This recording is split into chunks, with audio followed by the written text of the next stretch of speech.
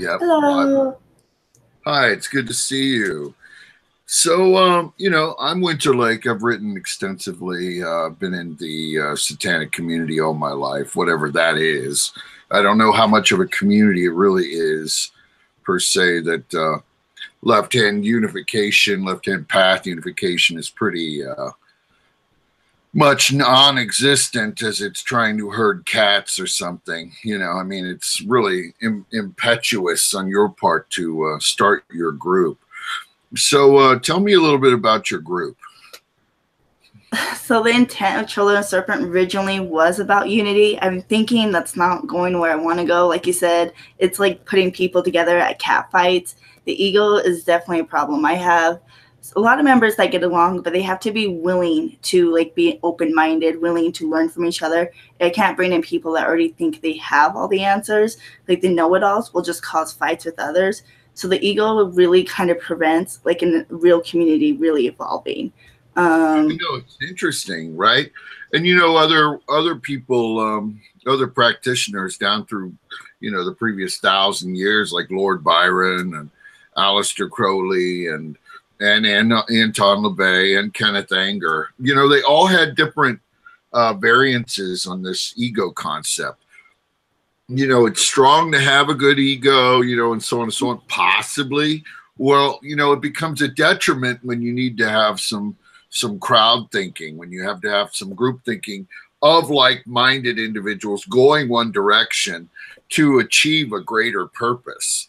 Teamwork basically doesn't work in a left-hand path concept, but it really should. And I think a lot of this divisory ego nonsense, even though I'm don't really espouse an ego thing, because it's like actions over words and so on, but a lot of these army of one type guys or whoever, very useless, very into themselves, self-praising with nothing behind them.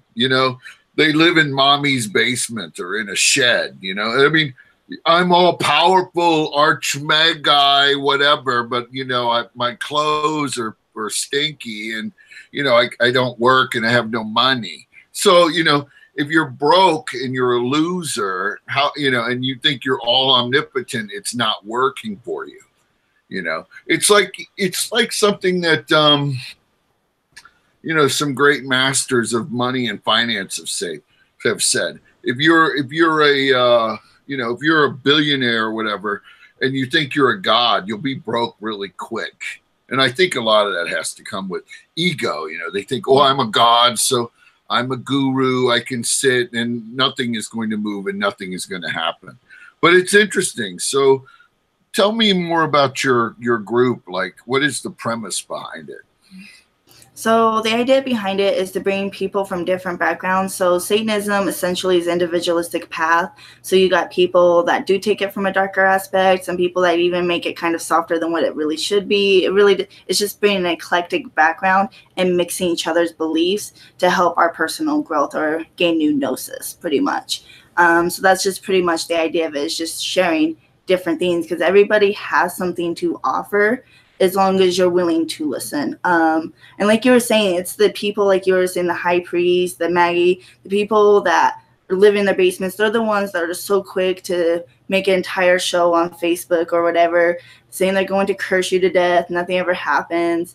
Those are the people. They're not just limiting their potential with other members, but they're preventing their own growth. They're not going anywhere. They're just going to be stuck in their paradigm and just be the same person. 20 years from now, they will be the exact same. Even if they live that long.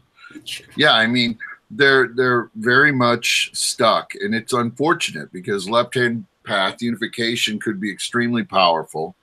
I have seen an anomalous left-hand path way of things. I've come onto a concept where atheism in Satanism has a place, political action has a place, aestheticism and supernatural power has a place. And it's interesting, because now we have all these different camps within Satanism and Luciferianism that have kind of fulfilled these different individual roles, even though they're not cohesive together. They kind of are filling in all the little portholes necessary to have like this weird new satanic union, which they're not even aware of, that they're kind of utilizing. You know, the Temple of Satan has a certain role with its political action and defenders, whatever. Then we have the Church of Satan, which is like an avowed atheism and so on. And you know, we have other groups that are into supernatural. And I'm very much like a cosmic Lucifer, you know, universalist kind of, you know, in my belief system. But it's interesting. And now your group is also fulfilling that. So what would you say that your group is about? Like, as far as like, does it believe there's a dark power in the universe that pervades, or? So the majority of us do believe in like Satan or Lucifer or the demonic divine. However, I do have atheists in the group as well. Like I said, I welcome anyone who wants to join, because I'm a big believer in trying to get into other people's minds.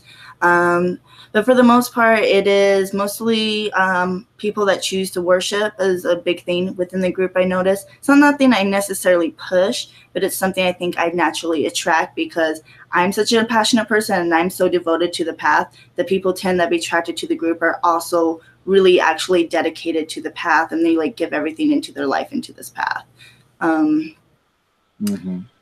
So if that makes sense.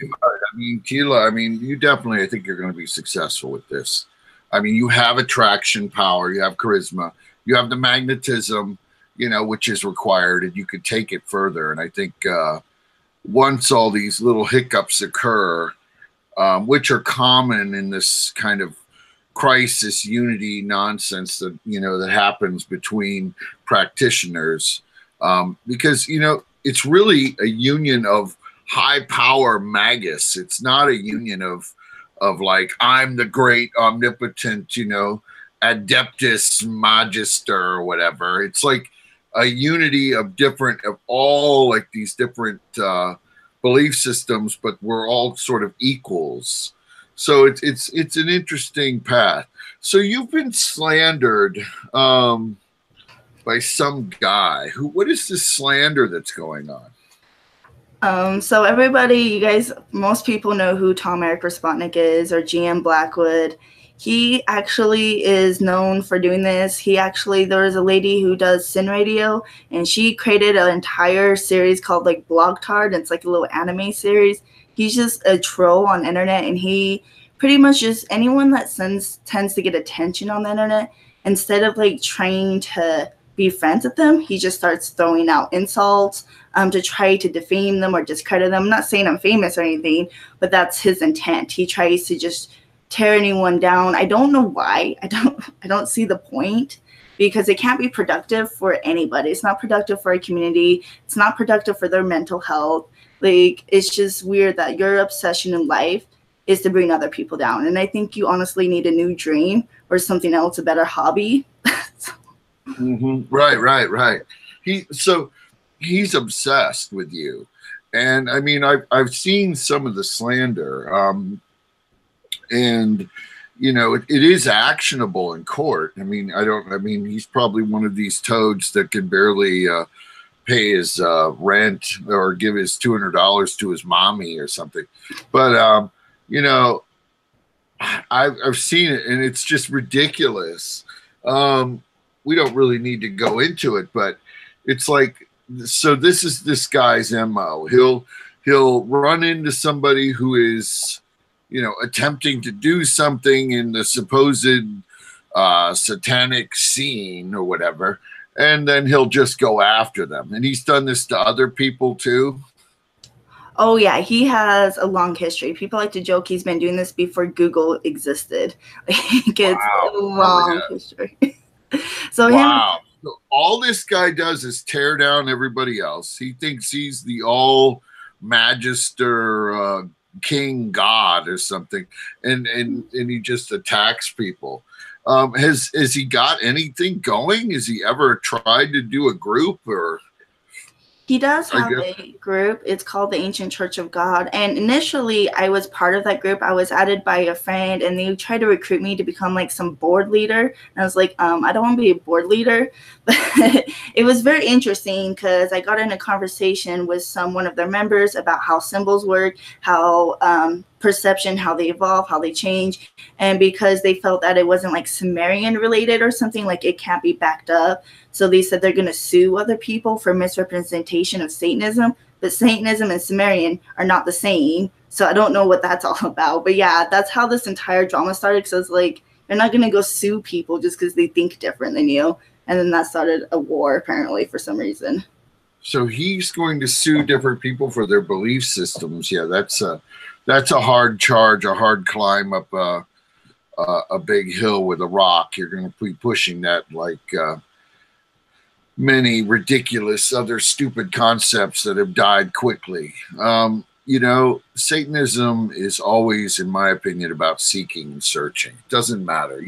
You take from different things and you unify, and it's all about making your own power push forward to bend reality to your will and make yourself, into something that is, almost impenetrable and, in a way immortal, but devoid of some kind of ego thing, because you have already achieved some kind of great, omniscience in a sense. Even though I've spoken about not becoming, a god or a divine devil or whatever you want to call it, even though these words are very arbitrary to me because I am straight like Luciferius.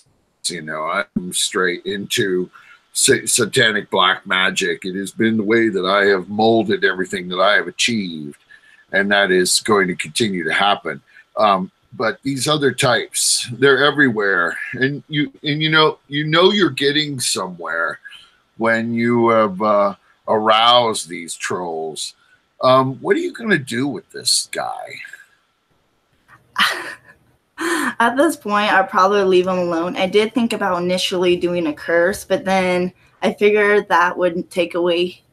I just feel like that's an easy way out. I'd rather watch him watch me continue to grow and expand, because I feel like that'll just torture him more. I don't want to just like end it or bind him or stop him, because his attention only feeds me and only makes me that much stronger. So I kind of just want to let it happen. Right. A curse is not even worth some of these people. I mean, he's 1 in 1,000 that are probably going to try to knock on the door sooner or later. These types are everywhere. I take curses very seriously, and they're very draining, and and so on. And I really would have to have some kind of strong hatred towards someone to bring that all to bear. And I can tell that you and I are a lot alike in the way that we are laissez-faire. Like, really, you're a gnat buzzing around you, but I'm not really that concerned with it. So very interesting. Very interesting. Satan is the serpent. Yes. That's another thing with like the whole group and the serpent symbol. I love the serpent because it's been part of every, but he still has that connection. So with him, Azazel, Lilith, and then of course Tiamat, Apep, really powerful deities are always backed behind the serpent. So I find that very interesting. And then the snake is very much a part of our whole makeup, genetically and everything. The darkness behind that, and the coldness, and the cunning, and the ability to plan, and the serpent of long memory. It's very interesting, very untapped. So you took that symbol as your group, and what do you think it, in all actuality, does it mean for you? Like, have you dreamed about it, or is it something as your archetype that you've described? So I started this group initially way long time ago, actually. So I renewed it like 2 years or 3 years ago, but I started like 5 years ago. And when I initially started this path, I kind of think I saw that Christian mindset. So yes, I understand the serpent is a powerful symbol, but at the time I kind of went off a Christian perspective in the sense that Satan is the father and I am a child. So just like the Christians would think. And now I still see him like kind of as a spiritual father, but not like not the same. So when I initially created the group and created the name, it was kind of based off that mindset. But like the way I personally changed my belief systems and the way I've learned, the group has changed as well, and the meaning behind it has changed, if that makes sense. So it's evolved more into a cosmic, because I discount most Christian conditioning, and I also discount completely Islam. These two are very much kindred together. I've never been in that whole path. You know, I've always felt that, for my perception, that the satanic perversity or whatever doesn't exist, that it's actually a purity and it's a oneness within all things. So you and I are very much aligned in that it is much more than just kind of reversion based concept where it's a, you know, a negative or a positive. It's all one thing all the time. And it is evil, in my opinion, and it is pervasive throughout the entire cosmos. And it fills in all kinds of voids and different things, even alien creatures and things that we haven't even encountered. But these are just concepts for me. But you're evolving, I can tell. That's interesting. So you came out of the Christian reversion concept, and now you're seeing it as a more of an entity that you're attuning with. When you cast spells, are you writing your own, or? I always write my own spells or rituals. When I first started, like 10 years, like I did 1 or 2 rituals of someone else's, but I don't feel the power behind them. I never have.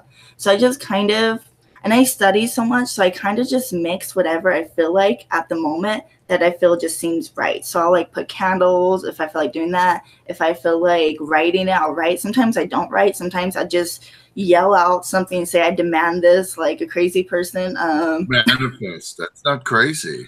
So you feel it. So you have the power that you feel, and that you just innately and naturally do it. And so you write your own spells and you manifest what you want. And this troll that's been bothering you, I think he's going to be going away probably shortly anyway.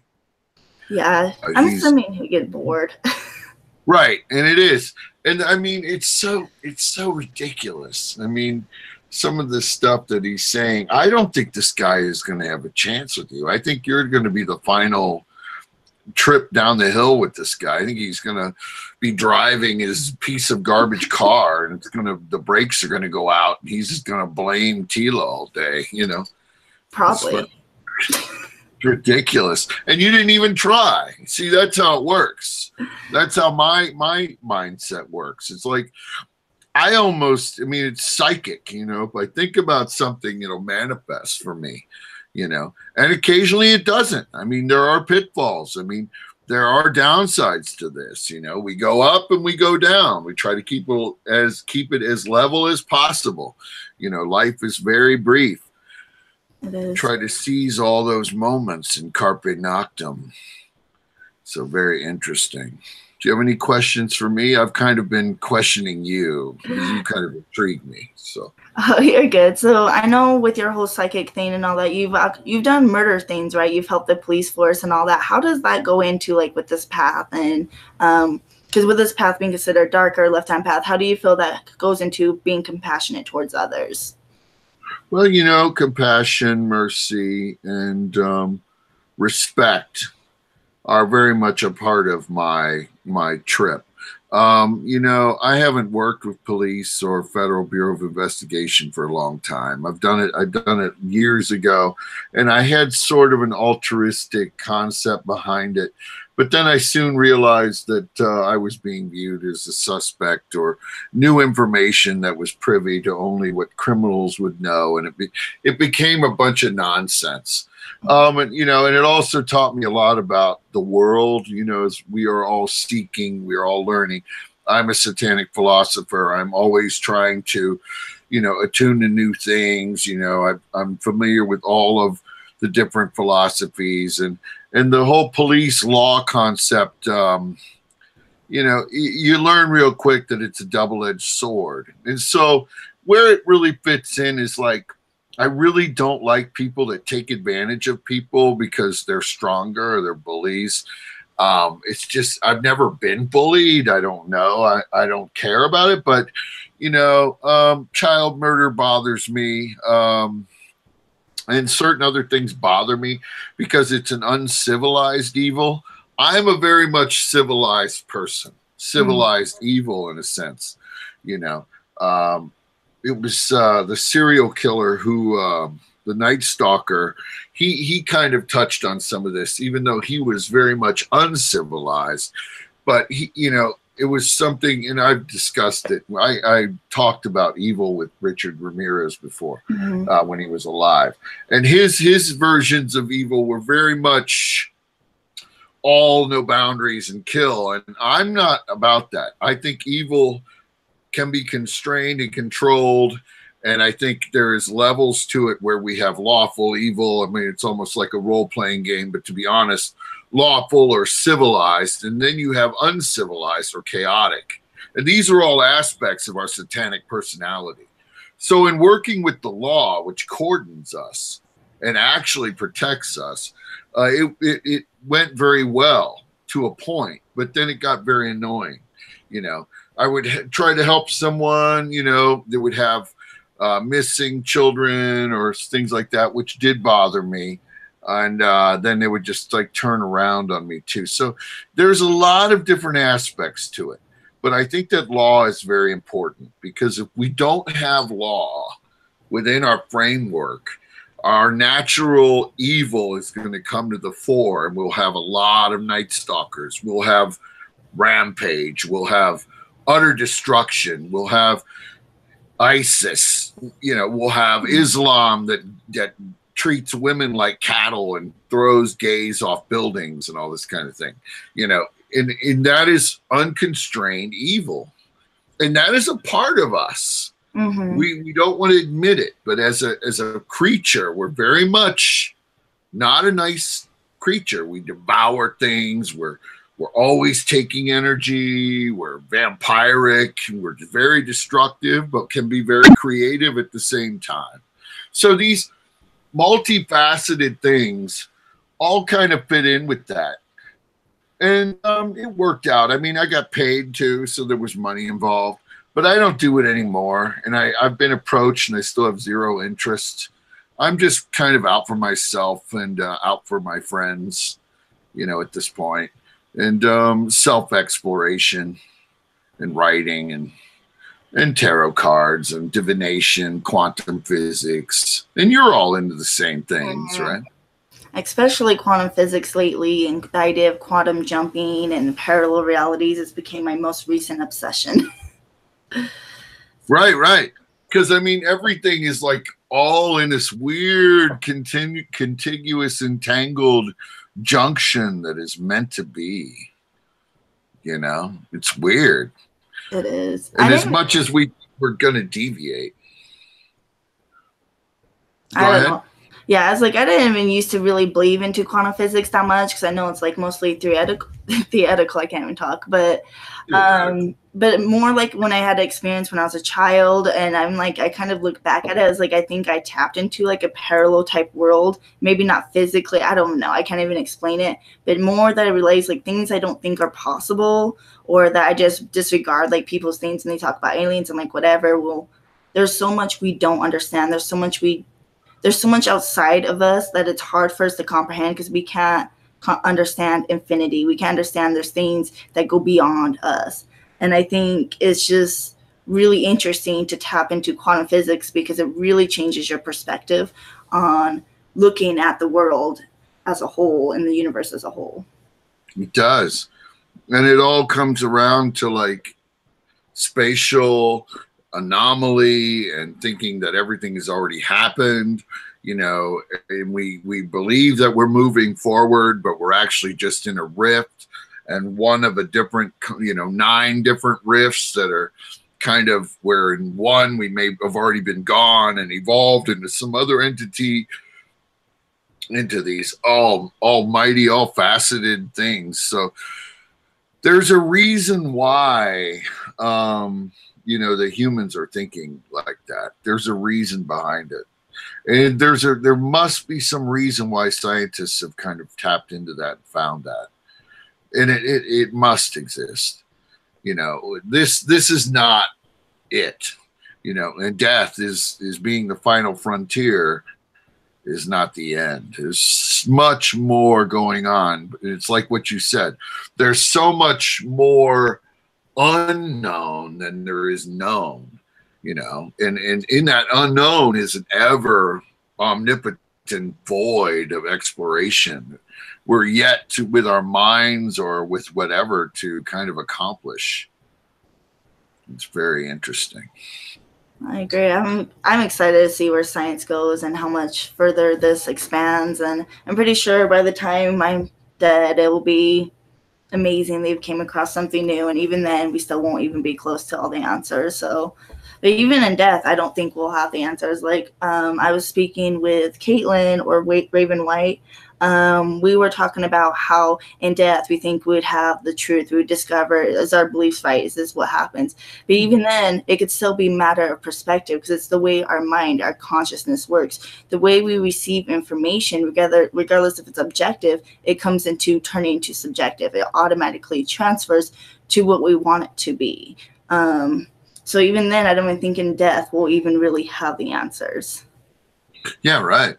And, you know, it's very much subjective. You know, we are putting our own desire, will, personality, mindset into what we think it to be, and that is a slippery slope, because if we create that, we could be creating a conundrum, an angle, a trap, our own prison. You know, I was doing a prison ghost tour, and I found that a lot of prisoners that had died in some malefic ways were still trapped in this prison, and they still had imps or demonic forces that were coordinating them, and it might be where they brought them in or created their own sadomasochistic death. And death is so profound that with all the civilizations that have come and gone on our earth, and with all the billions that have walked and trodden before that have just turned to dust, that we're still no closer to knowing what is actually behind the door. You know, you think at this stage in our reality, although within the past 100 years we've evolved, you know, faster than the previous 5,000, we might find the answer. I mean, as the satanic singularity comes closer, but you know, you think we would know more about death than we do, and really we don't. Mm-mm. We have no idea what happens.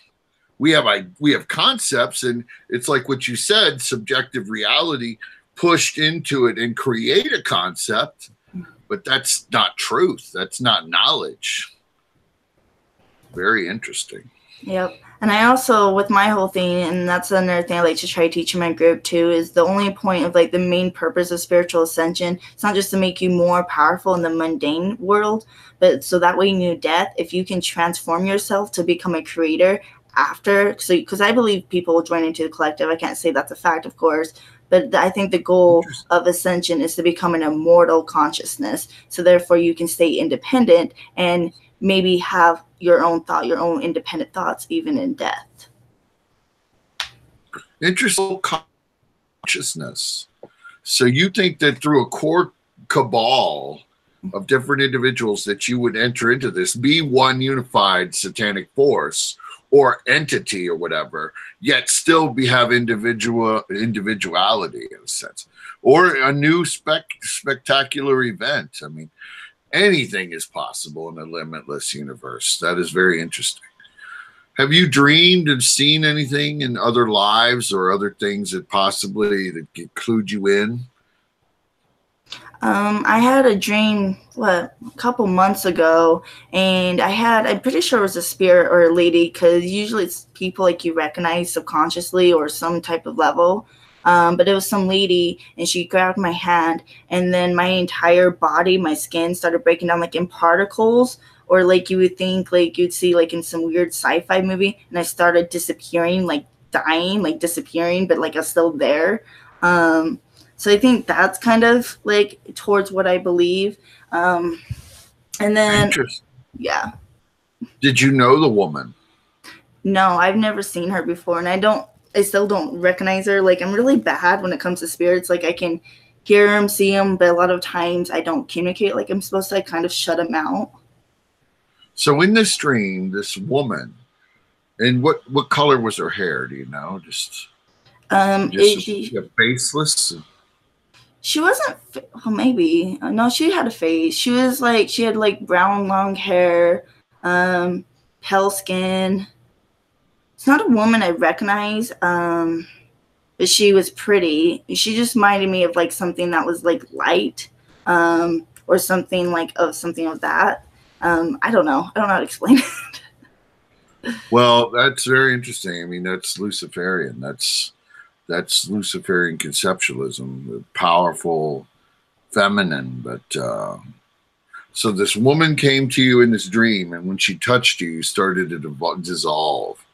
And were you going into her, or were you just going? Just going. I was just like disappearing. It's like right. Very fascinating. Very interesting.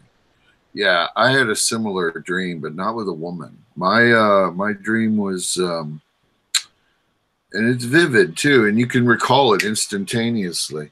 But mine was I was in some alien landscaped area, and I was lying down asleep there suddenly. So I'm asleep, but now I'm sleeping in this weird landscape area. Like it was an alien landscape, and there were rocks that were levitating down.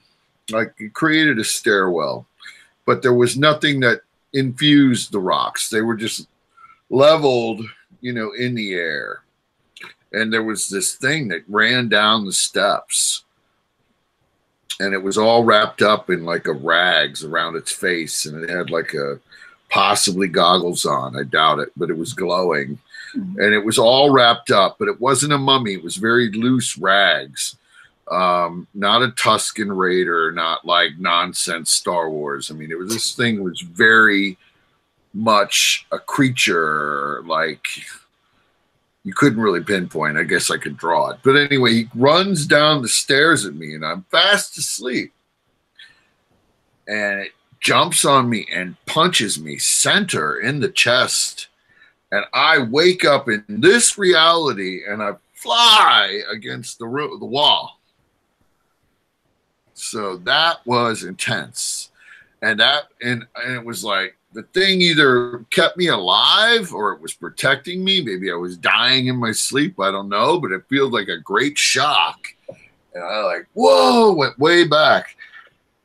Never had much like that happen before, but I've had contact with entities and other aliens or whatever in sleep, and especially in remote viewing, but that was direct. And yours is very similar to mine, as it grabbed you or something, or it was there, or it was an individual you'd never seen before or something.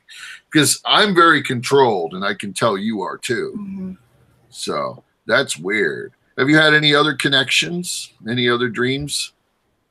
I just have a lot of weird dreams, so that could be an entire hour by itself. Yeah, we'll have to chat dreams then sometime. We do. But it's good to touch base now, and we chatted for, I think, an hour or something. So it's good to, get to know your group and to find out a little bit about you. So, we'll chat again sometime soon, and maybe our next discussion will be about dreams. Definitely. Or bring other people into the discussion, maybe, and kind of banter and ever see, kind of look into this great adventure that we're on. Because, for me, it's not a phase for you, is it? I mean, no, I think 10 years, I think it'd be over by now as a phase. I know, right? You've been in this a long time, since childhood, like me. This is not a phase. No. This is actually gaining speed. A lot of these for these people is a phase where they just, 1 minute they're into this and the next they're into video games or dragons, or something like that. I don't know. Laziness is what it is. They want to be all edgy and cool, and then they realize they have to read some books and meditate and put some effort forth, so they bounce. I know, right? Well, yeah, it's like, it's not a fashion party anymore. It's not like you just wear the clothes and you just think, that you're the wizard or something. It's ridiculous. You go to the mall and wear corpse paint or something, or run around the yard. I mean, it's not working. You do have to have a knowledge, and you have to push it and actually cast and there, you know, and take your downfalls with your rises. But Exactly. that's where advancing. All right, so it's great chatting. Yes, thank you so much for joining me today. I'll go ahead and end this. You have a great night. You too. Thank you.